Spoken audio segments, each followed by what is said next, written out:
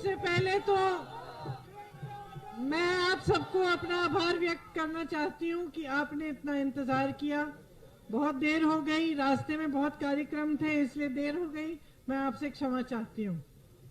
मेरी प्यारी बहनों, प्यारे भाइयों, हमारे प्रत्याशी श्री अर्जुन पासी जी, श्री किशोरीलाल शर्मा जी, श्री धीरज गुर्जर जी, श्री दीपक सिंह जी और मंच पर उपस्थित पार्टी के कार्यकर्ता, पदाधिकारी, आप सबका इस सभा में बहुत बहुत स्वागत। देखिए, आपने बहुत इंतजार किया तो मैं ज्यादा कष्ट नहीं दूंगी। कुछ जो महत्वपूर्ण बातें हैं चुनाव के बारे में वो करूंगी। आपकी आज समस्याएं क्या है? मेरी बहनें यहाँ बड़ी तादाद में हैं। आप महंगाई का सामना करती हैं। आपको एक गैस सिलेंडर मुफ्त दिया है, लेकिन उसको भरवाना या नया गैस सिलेंडर लाना बहुत मुश्किल हो गया है। कड़वा तेल आपको कितने में मिल रहा है आजकल? 200 में। आपकी दिहाड़ी कितनी होती है, एक दिन की दिहाड़ी? तो 200 रुपए का तेल और 250 की दिहाड़ी, तकरीबन एक जैसा सामान हो गया है। आप खेती में काम करती हैं, घर जाती हैं, घर का देखभाल करती हैं, सफाई करती हैं, बच्चों का देखभाल करती हैं, सबका देखभाल करती हैं, फिर भी आप इतनी समस्याओं से जूझ रही हैं और परेशान हैं। और आपकी सरकार में, राजनीति में कोई सुनवाई नहीं है। आप आधी आबादी हैं। आधी आबादी मतलब हर घर में आधे सदस्य महिला होते हैं, महिला होती है, लेकिन आपकी कोई भागीदारी नहीं है राजनीति में और कोई सुनवाई भी नहीं है। ये आपकी परिस्थिति है। आप मेहनत से बच्चों को बड़ा करती हैं, बच्चों को पढ़ाना चाहती हैं, उनके भविष्य को मजबूत बनाना चाहती हैं। बच्चों की क्या परिस्थिति है? यहाँ नौजवान कितने खड़े हैं? बहुत सारे दिख रहे हैं मुझे। बाबा आप हाथ मत उठाना। आप में से कितनों को पिछली 5 सालों में आपको कितनों को रोजगार मिला है? किसी को नहीं मिला। अब आप मेहनत करती हैं, खेती में मेहनत करती हैं, घर पे करती हैं, आपके पति कमाने की मेहनत करते हैं, किसानी करते हैं, किसी की छोटी दुकान है, किसी का छोटा बिजनेस है। किस लिए करते हैं?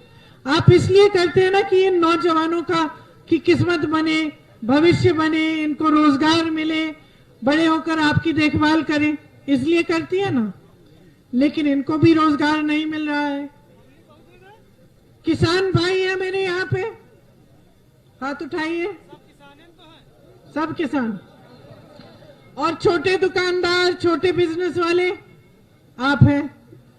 आप सब मेहनत करते हैं, दिन रात मेहनत करते हैं। किसानों की क्या परिस्थिति है आज? अभी रात हो गई है, आप खेतों में जाएंगे चौकीदारी करने के लिए, क्योंकि छुट्टा जानवर आपके खेत खा रहा है कि नहीं? सच बात है कि नहीं? आपको उपज का दाम नहीं मिलता, फसल का दाम मिलता है। कितना मिल रहा है आज गेहूं के लिए, धान के लिए? हाँ, 1200 रुपए मिल रहे हैं। खाद मिलती है। खाद के जो सरकारी वितरण केंद्र हैं वो लगभग बंद हो चुके हैं। प्राइवेट में बड़ी लंबी लंबी लाइनें हैं। कभी खाद मिलती है, कभी नहीं मिलती है। बुंदेलखंड में किसान खाद की लाइन में खड़े खड़े मर गए हैं, मृत्यु हो गई उनकी। कई ऐसे हैं जो इंतजार करते करते थक गए, घर जाके आत्महत्या कर ली। ये परिस्थितियां हैं आपकी। छोटे दुकानदार भाई, छोटे बिजनेस वालों, पहले नोटबंदी आई, बड़ी बड़ी बातें हुई कि देश का बहुत फायदा होने वाला है, काला धन आएगा, कुछ नहीं आया, ये आप अच्छी तरह से जानते हैं। नोटबंदी के बाद जीएसटी आई, आपको परेशान किया गया। अलग अलग जीएसटी, आपको मुफ्त में पैसे खर्च करने पड़े। उसके बाद लॉकडाउन आया, कोरोना आया और मुसीबतें बढ़ी, लेकिन सरकार ने कोई राहत नहीं दी। अब देखिए, नौजवानों की बात कर ली मैंने, किसानों की कर ली, महिलाओं की कर ली, छोटे दुकानदारों की कर ली, लगभग सबकी बात कर ली। मैं गांव-गांव जाती हूं, जिले-जिले में जाती हूं, 3 साल से पूरे यूपी में घूम आई, कोई खुश नहीं है, सब परेशान है। सब कह रहे हैं कि हमारी परेशानी बढ़ गई है, महंगाई बढ़ गई, बेरोजगारी बढ़ गई, जो समस्याएं हैं वो बढ़ गई। सरकार क्या कह रही है? मुख्यमंत्री योगी आदित्यनाथ जी, प्रधानमंत्री दिल्ली से आते हैं नरेंद्र मोदी जी, अमित शाह जी आते हैं, तमाम मंत्रिमंडल के लोग आते हैं, यहां आपकी सांसद आती हैं, वो क्या कहती हैं? चलिए लापता है, वो नहीं आती हैं। बाकी सब जो आ रहे हैं, प्रचार कर रहे हैं, क्या कहते हैं? सबसे पहले तो कहते हैं कि हमने 4 लाख रोजगार दे दिए। उन्होंने घोषणा की थी 5 साल पहले कि 70 लाख रोजगार देंगे। आज खुद कह रहे हैं कि 4 लाख रोजगार दिए हैं। 12 लाख सरकारी पद खाली पड़े हैं, उनकी चर्चा नहीं करते कि 5 सालों से 12 लाख सरकारी पद खाली रखे हैं। वो कहते हैं कि यूपी में हमने बहुत सारे लखपति बना दिए हैं, हमने लोगों के लिए आवास बनाए, तमाम जनता में हमने लखपति भर दिए हैं। लखपति लखपति दिख रहे हैं। अब मैं सब जगह घूम आई, मुझे कोई लखपति नहीं दिख रहा है, मुझे तो गरीबी दिख रही है। लखपति दिख रहे हैं, लखपति और करोड़पति मुझे सिर्फ इनके मंच पे दिखते हैं, प्रधानमंत्री जी के मंच पे उनके साथ खड़े हुए, मुख्यमंत्री जी के मंच पे उनके साथ खड़े हुए। किसानों की समस्या पे क्या कहते हैं? प्रधानमंत्री जी ने 4-5 दिन पहले कहा कि मेरे संज्ञान में नहीं था, मेरे संज्ञान में नहीं था कि उत्तर प्रदेश में छुट्टे जानवर की समस्या है। अब आप तो अंतर्यामी हैं, आपको हर चीज दिख जाती है, आपको हर चीज के बारे में जानकारी है, लेकिन आपको यह जानकारी नहीं थी कि सालों से जबकि सबसे आपकी सरकार आई है उत्तर प्रदेश में, उत्तर प्रदेश का किसान छुट्टे जानवर की परेशानी झेल रहा है, यह आपको नहीं मालूम। और अब जब चुनाव आ गया, अचानक आपको मालूम पड़ गया है। और क्या कर रहे हैं आप? कह रहे हैं, घोषणा पे घोषणा कर रहे हैं कि आपको मुआवजा मिलेगा। 5 सालों से क्या कर रहे थे? कहां थे ये प्रधानमंत्री, कहां थे ये मुख्यमंत्री? जब किसान आंदोलन कर रहा था, पूरे देश भर का किसान 1 साल के लिए बॉर्डर पे बैठा हुआ था दिल्ली के, तो प्रधानमंत्री कहां थे? दुनिया का भ्रमण कर रहे थे, दुनिया का भ्रमण कर रहे थे। अमेरिका गए, कनाडा गए, पाकिस्तान गए, जाने कहां सब देश चले गए, लेकिन अपने देश के किसानों से बात करने नहीं गए। पिछले 5 सालों से कितनी बार आए हैं उत्तर प्रदेश? कितनी बार आए हैं? अब 2 महीनों से हर रोज आ रहे हैं, हर रोज नई घोषणा हो रही है। 3 सालों से मैं चीख रही हूं, चिल्ला रही हूं। मैंने मुख्यमंत्री जी को 3-3 चिट्ठियां लिखी कि बहुत बड़ी समस्या है छुट्टे जानवर की, लोगों की मदद करिए। कोई जवाब ही नहीं आया। छत्तीसगढ़ में कांग्रेस की सरकार बनी, सरकार ने निर्णय लिया कि ये बहुत बड़ी समस्या है, छत्तीसगढ़ में भी है, हम इसको सुलझाएंगे। क्या किया? लोगों से कहा कि आप देखभाल करो छुट्टे जानवर की, अपने घर में रखो, हम उसका गोबर आपसे 2 रुपए किलो में खरीदेंगे। हाँ, आप हंस रहे हैं कि भाई सरकार क्या करेगी गोबर खरीद के, लेकिन सरकार ने उस गोबर को स्वयं सहायता समूह की महिलाओं को दिया कि इसमें से खाद बनाओ। फिर खाद खरीदी स्वयं सहायता समूह से, गोबर गैस बनाई। क्या हुआ इससे? इससे छुट्टे जानवर को घर में रख के लोगों ने उसकी देखभाल की, नंबर 1। दूसरा, उससे कमाई हुई क्योंकि गोबर बेच रहे थे।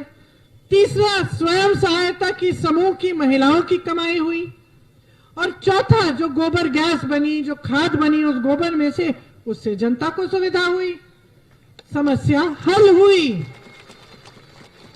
आज छत्तीसगढ़ में कोई ऐसी समस्या नहीं है, हल हो गई है। कांग्रेस की सरकार नीतियां आपके लिए बनाती है। आपने खुद अमेठी में देखा है, जो बुजुर्ग हैं उन्होंने देखा, जब कांग्रेस की केंद्र में सरकार थी, प्रदेश में सरकार थी, तो कितनी तेजी से विकास हुआ अमेठी का। आपके सलोन क्षेत्र का भी। तो इसी तरह से जब सरकार की नीयत ठीक होती है ना बहने, घर में कोई रिश्ता आता है तो सबसे पहले क्या देखते हैं आप लड़के में? क्या देखते हैं? उसकी नीयत देखते हैं। नौकरी भी देखते हैं, नीयत भी देखते हैं। अगर लड़के की नीयत सही है तो शादी नहीं करवाते, है कि नहीं? सबसे पहले इसी तरह से नेताओं और राजनीतिक दलों की और सरकार की नीयत देखिए, उसको समझना सीखिए। जो लोग आपके सामने चुनाव के समय आकर बड़ी बड़ी घोषणाएं करते हैं लेकिन चुनाव के बाद लापता और कोई काम नहीं करते, उनको समझ लीजिए। जिनकी नीतियां बड़े बड़े उद्योगपतियों के लिए बन रही हैं, उनको समझ लीजिए। आज BHEL, NTPC, HAL, रेलवे जैसी जो संस्थाएं हैं जिनको कांग्रेस की सरकारों ने बनाया आपके लिए रोजगार बनाने के लिए, आज वो तकरीबन सारी की सारी प्रधानमंत्री जी अपने बड़े बड़े उद्योगपति मित्रों को बेच रहे हैं।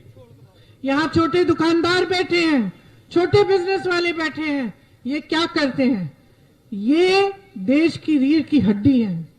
क्यों? क्योंकि ये रोजगार पैदा करते हैं। कोई बड़े उद्योगपति अंबानी अडानी रोजगार पैदा नहीं करते भाई और बहनों, ये लोग रोजगार पैदा करते हैं। जो छोटे मैन्युफैक्चरिंग यूनिट बनाते हैं, छोटे छोटे कारोबार बनाते हैं, इनको क्या किया सरकार ने?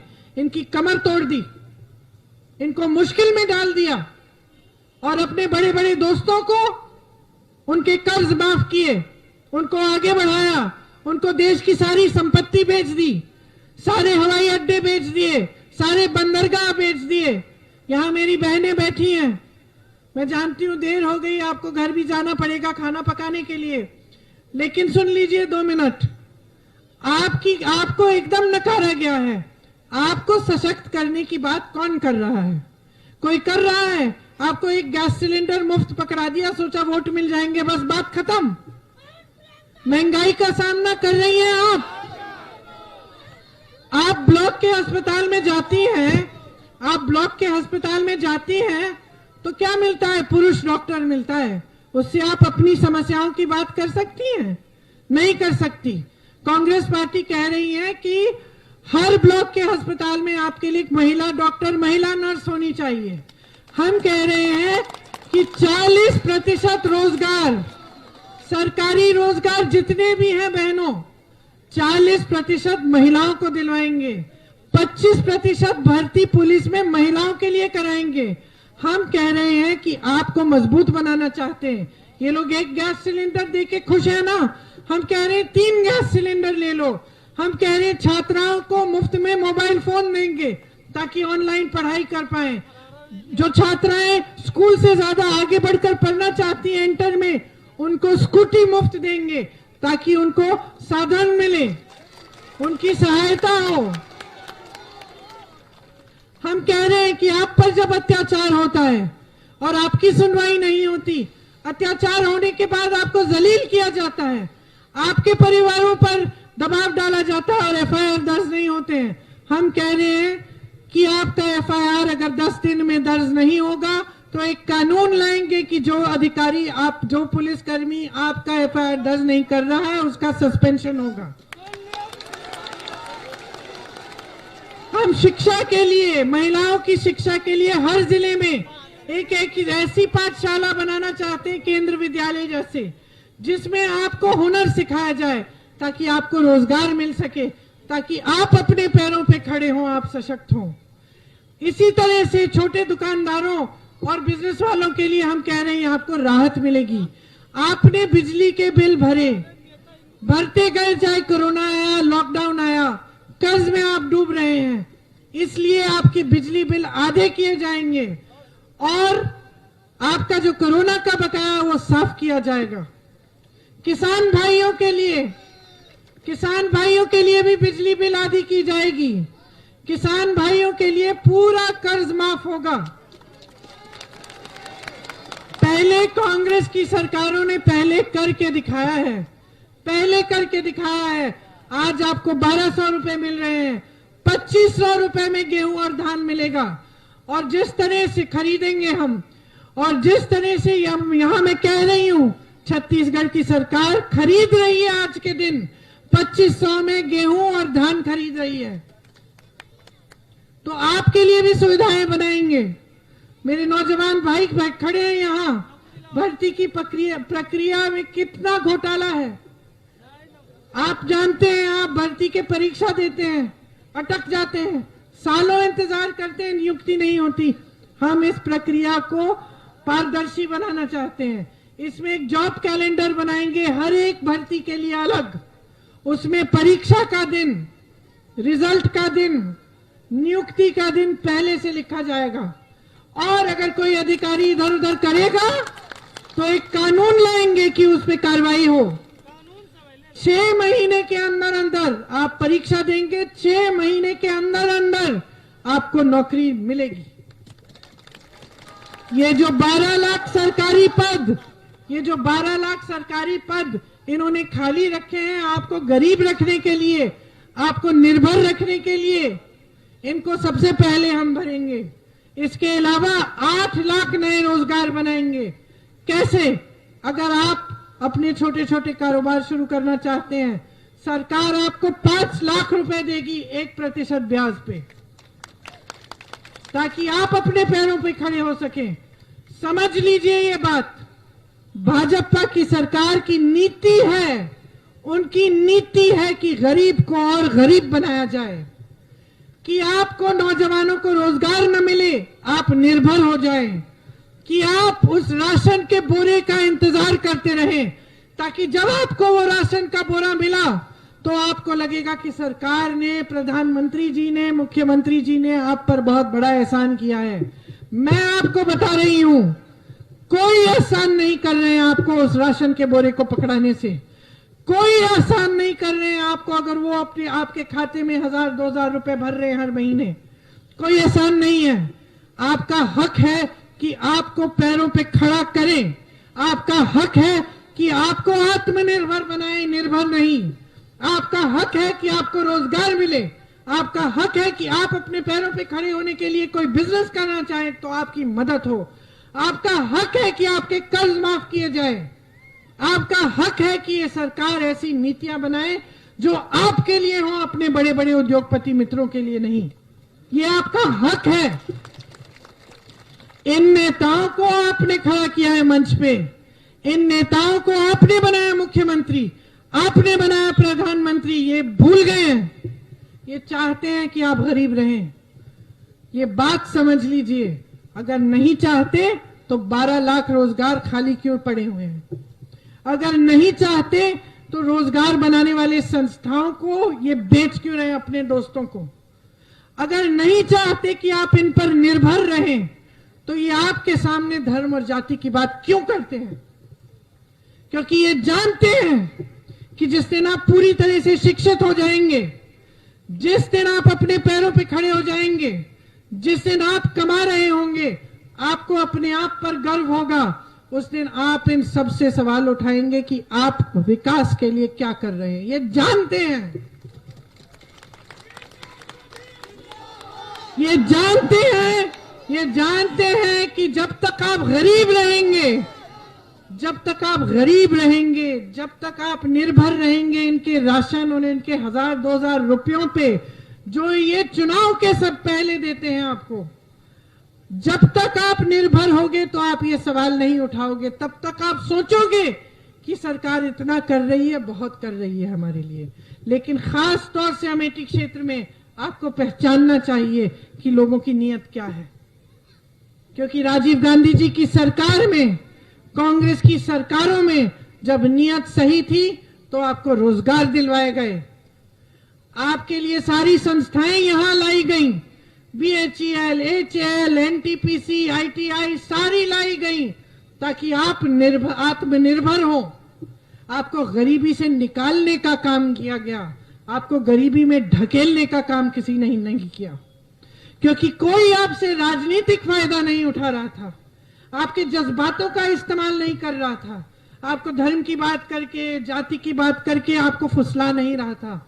आज हर नेता जानता है, हर राजनीतिक दल का नेता जानता है, समाजवादी का नेता जानता है, भाजपा का नेता जानता है, बसपा का नेता जानता है कि आपके सामने जाति और धर्म की बात करेगा, उसको वोट मिलेंगे और वो सत्ता में आएगा। जान गया है और ये आपकी गलती है, आपने बुरी आदत डाली है। अब वो सोचता है कि काम करने की जरूरत क्या है।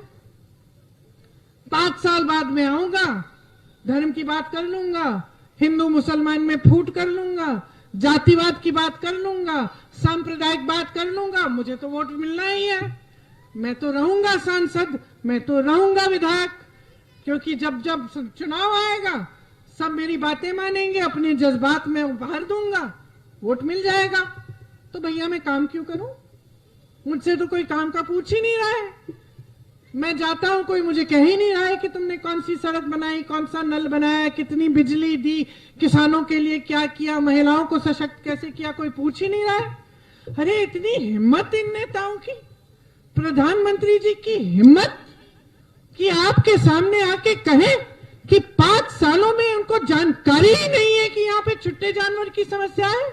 अरे कौन सी धुन में रह रहे हैं, कौन सी दुनिया में मस्त है। अरे उत्तर प्रदेश में आप 1 किलोमीटर चल जाइए, चलिए गाड़ी से मत आइए, हेलीकॉप्टर से उड़ के ऊपर से देख लीजिए। आज मैंने देखा हर जगह छुट्टे जानवर है और आपको दिख नहीं रहा है। इनकी हिम्मत कैसे हुई, मुख्यमंत्री जी की हिम्मत कैसे हुई कि 12 लाख सरकारी पद खाली रखे इन्होंने। हिम्मत कैसे हुई कि आपको 70 लाख रोजगार की घोषणा और वचन देके 4 लाख रोजगार नहीं बनाए। कैसे हिम्मत हुई? आपने हिम्मत दी। नाराज हूं मैं आपसे, शिकायत है मेरी आपसे, आपने हिम्मत दी, क्योंकि आप इस धर्म और जाति के जाल में फंसे हुए हो और इस जाल में जब तक फंसे रहोगे तब तक इसी तरह से ये प्रधानमंत्री जी, मुख्यमंत्री जी, इनके तमाम मंत्री आकर आपके सामने कहेंगे, धर्म की बात करेंगे, जाति की बात करेंगे, आपकी विकास की बात कभी नहीं करेंगे। विकास होगा इनका, सत्ता में रहेंगे ये, फूलेंगे फलेंगे इनके बड़े बड़े उद्योगपति मित्र, विकास आपका नहीं होगा। तो आज मैं यहां खड़ी होकर आपको बताने आई हूं, आंखें खोलिए, नींद से जागिए, जागरूक हो जाइए। आप नौजवान हो, इस देश का भविष्य हो, आप समझदार हो। माता पिता ने आपको बहुत मेहनत से पढ़ाया है, मैं जानती हूं। जब मैं गरीब से गरीब घर में जाती हूं, मुझे बताया जाता है कि दीदी हमने बहुत मेहनत से इनको शिक्षित किया। मैं गरीब से गरीब मोहल्ले में जाती हूँ, लखनऊ के मोहल्ले में मैं गई, वाल्मीकि मोहल्ले में, सफाई कर्मचारियों ने मुझे बताया कि दीदी जो भी है बहुत मेहनत की, लेकिन इनको पढ़ाया है हमने। ITI पढ़े थे, MA की थी, BSc की थी, किसी के पास रोजगार नहीं था, किसी के पास रोजगार नहीं था, क्योंकि आपने हिम्मत दे दी है सबको कि धर्म के आधार पर, जाति के आधार पर तो भैया आपको वोट मिलना ही है। हम अपने आप को सुरक्षित महसूस कर रहे हैं क्योंकि आप बड़ी बड़ी बातें कह रहे हैं यहां खड़े होके। अरे जब आप संकट में थे तो कौन आया? ये लोग आए। महिलाओं पे अत्याचार हो रहे थे, मुख्यमंत्री जी आए, कष्ट किया इन्होंने, किसानों को कुचल डाला इनके मंत्री के बेटे ने 4 घंटे दूर लखनऊ से। लखनऊ में क्या हो रहा था? बड़ी कॉन्फ्रेंस हो रही थी उद्योगपतियों की। वो मंत्री जिसके बेटे ने कुचल डाला, वो तो मंच पे बैठे थे इनके साथ, प्रधानमंत्री के साथ। ये हो रहा है आपके देश प्रदेश में और आप आंख मूंद के वोट दे जा रहे हैं। अरे बस करिए, बस करिए, जागरूक बन जाइए, सतर्क बनिए। आपको गुमराह करने की बात हो रही है। आप ऐसी राजनीति चुनिए जो आपके लिए काम करे। कल अगर मैं यहां आकर मैं घोषणा दे रही हूं आपको कि 20 लाख रोजगार बनाऊंगी, अगर नहीं बनाए तो मुझे भी हटाइए। यही तो आपकी जिम्मेदारी है, यही तो लोकतंत्र है। लोकतंत्र का मतलब क्या है? लोकतंत्र का मतलब है सत्ता आपकी है, किसी नेता की नहीं है। वो तो उधार में ले रहा है आपसे। वोट दे रहे हो, उसको खड़ा कर रहे हो आप, और उसकी इतनी हिम्मत कि आपके लिए काम नहीं करता और आके आपसे धर्म की बड़ी बड़ी बातें करता है, जाति की बातें करता है। मत करने दो, बहुत हो गया है। देश खाई में जा रहा है, रोजगार नहीं है, महंगाई बढ़ रही है, लोग अपनी रोजी रोटी कमा नहीं पा रहे हैं, परेशान हैं। उनसे जाके पूछिए कि भाई वोट किसको मिलेगा। हम तो हमेशा से धर्म के आधार पर, जाति के आधार पर दे रहे हैं वोट, उसी को देंगे। वाह वाह वाह वाह। तो फिर रहिए इसी खाई में, फिर क्या शिकायत, फिर इसी खाई में रहिए। नहीं रहना ना, निकलना है ना। विकास चाहिए ना, चाहिए कि नहीं चाहिए? रोजगार चाहिए कि नहीं चाहिए? महंगाई घटानी है कि नहीं घटानी है? किसानों के कर्ज माफ होनी चाहिए कि नहीं? छोटे दुकानदारों, छोटे बिजनेस को राहत मिलनी चाहिए कि नहीं? नोटबंदी, जीएसटी, सबसे नाक में दम किया है कि नहीं? किया है ना। तो बदलाव लाओ बहनों और भाइयों, आपके हाथों में है। आजादी के लिए जो लड़े थे, जो शहीद हुए, जो आपके सांसद रहे हैं, आपके सांसद मेरे पिताजी शहीद हुए इस देश के लिए। किस लिए? ताकि इस देश को खाई में ढकेला जाए। किस लिए? आजादी किस लिए दिलवाई हमारे पूर्वजों ने, आपके पूर्वजों ने? किसानों ने आजादी की लड़ाई लड़ी किस लिए? ताकि आप आजाद रहो। तो आज आप आजाद हो? आजाद नहीं हो। जो आत्मनिर्भर नहीं है वो आजाद नहीं है, जो कमा नहीं रहा है वो आजाद नहीं है। आपको आजादी दिलवाने के लिए आपकी कमाई होनी चाहिए, आपको आत्मनिर्भर बनाना चाहिए, आपके लिए रोजगार बनाना चाहिए। जब आप आवाज उठाते हैं, जब किसान आंदोलन करता है, तो उसको दमन से दबाना नहीं चाहिए। ये लोकतंत्र है, उसकी आवाज सुननी चाहिए। यही इस लोकतंत्र की परंपरा है कि अगर कोई दुख हो, कोई पीड़ा हो, नेता का धर्म है कि वो आके सुने। नेता का धर्म है कि आपकी समस्याओं को सुलझाए। वो धर्म तो भूल गए हैं, धर्म भूल गए हैं। छुट्टे जानवर के लिए वो बनाते हैं गौशाला। गौशाला में चारा भी नहीं डालते, पानी भी नहीं डालते, छत भी नहीं है। गाय को खा रही है, जंगली कुत्ते खा रहे हैं। गाय को उठा के धर दिया, ऊपर से मिट्टी डाल रहे हैं जिंदा गाय को। तमाम वीडियो पिछले साल जारी हुए थे। ये धर्म है उनका? ये धर्म नहीं होता जी। इनका धर्म सिर्फ चुनाव के समय इस्तेमाल के लिए है, समझ लीजिए। और आप गुमराह मत होइए। तो यहां आई हूं मैं ये सब बातें करने के लिए, क्योंकि आपकी तरह मैं भी उठ चुकी हूं। ये देख के कि जनता जागरूक नहीं हो रही है। जागरूक हो जाओ बहनों और भाइयों, आपका भविष्य आपके हाथों में है।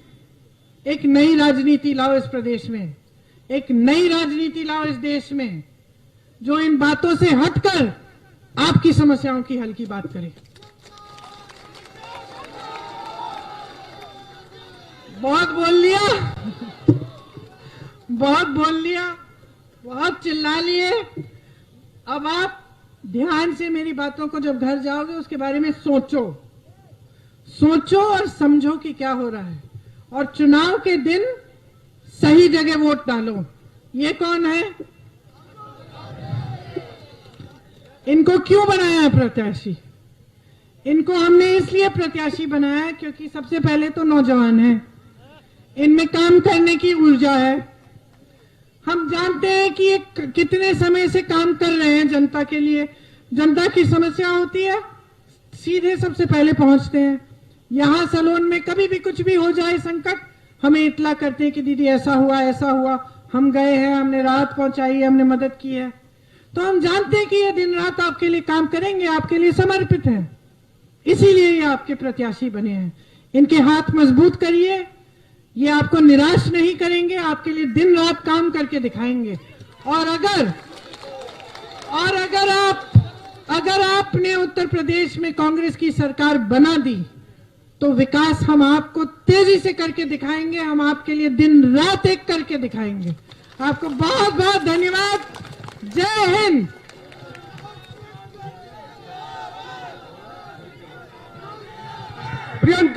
बी अर्जुन